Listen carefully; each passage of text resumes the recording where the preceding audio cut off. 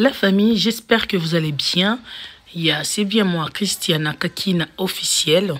Je vous souhaite les bienvenus à ma chaîne YouTube. Et puis, n'oubliez pas de vous abonner et de liker mes vidéos, ok?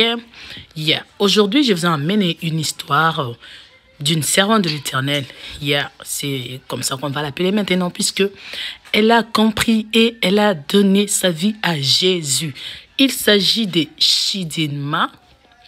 Elle est de la nationalité nigérienne. Aujourd'hui, je vais vous parler un peu de son histoire. Alors, je vous laisse d'abord écouter la vision ou bien le rêve qu'elle avait fait. Alors, après cela, je veux vous traduire cela. OK?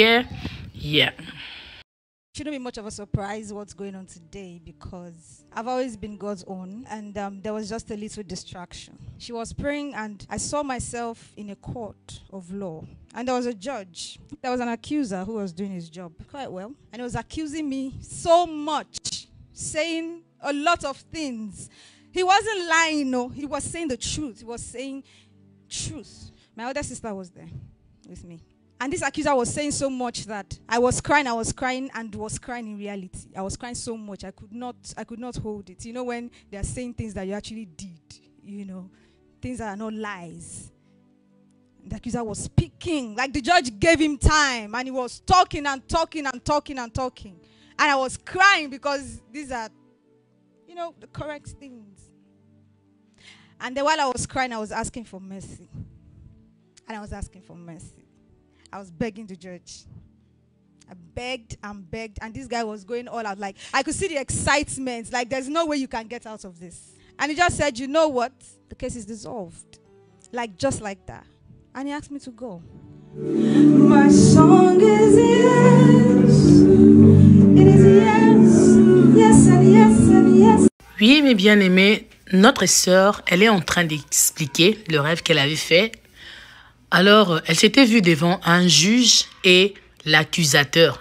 Si tu lis ta Bible dans le livre d'Apocalypse, chapitre 12, verset 10, tu verras et tu comprendras que l'accusateur est le diable. Donc, pour nous faire comprendre, elle était devant l'accusateur qui est le diable et le juge qui est Dieu. Alors, le diable était en train de l'accuser vers Dieu. Il était en train de tenir des propos vraiment vrais. Il ne disait pas des mensonges. Il était en train de dire, de raconter à Dieu tout ce qu'elle faisait dans sa vie, dans sa vraie vie. Alors, là où elle était, pendant qu'elle faisait son rêve, elle était en train de pleurer. Et qu'est-ce qui s'est passé? Elle a remarqué que même dans la vie réelle, elle était vraiment tout en pleurs. Mais bien aimé, ça nous arrive. Moi-même aussi, ça m'est déjà arrivé. Tu as fait un mauvais rêve et puis tu te réveilles comme ça. Pendant le rêve, tu étais en train de pleurer et puis tu te réveilles comme ça dans la vraie vie. Tu te retrouves aussi avec des larmes aux yeux.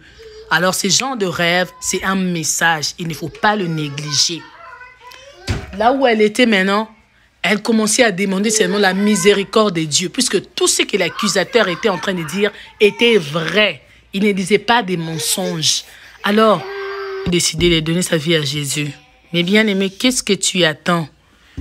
Qu'est-ce qui te réclame encore? En dehors de Dieu, il n'y a pas la vie. On connaît tous cet artiste. Elle était musicienne profane. Mais aujourd'hui, pendant que je vous parle, elle n'est plus de la musique profane. Elle est maintenant de la musique chrétienne. S'il te plaît, mes bien-aimés, donne ta vie à Jésus. Oui, laisse-le conduire ta vie. Moi, je me dis, c'est vraiment une grâce à elle. Pendant qu'à ce moment, il y a beaucoup de personnes qui se sont perdues. Mais elle, au moins, elle est de retour à la maison de l'Éternel. Elle est rescapée. Mais bien aimé, c'est une grâce. Dieu l'a choisi. Il peut aussi te choisir. Dispose-lui seulement ton cœur. Que le Seigneur vous bénisse. Bye.